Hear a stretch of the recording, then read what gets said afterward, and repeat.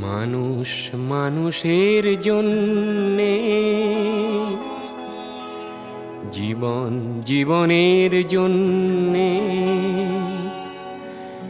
একটু সহানুভূতি কি মানুষ পেতে পারে না?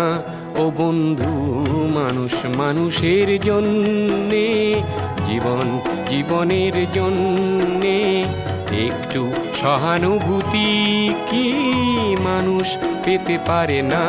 ও বন্ধু, মানুষ মানুষের জন্যে।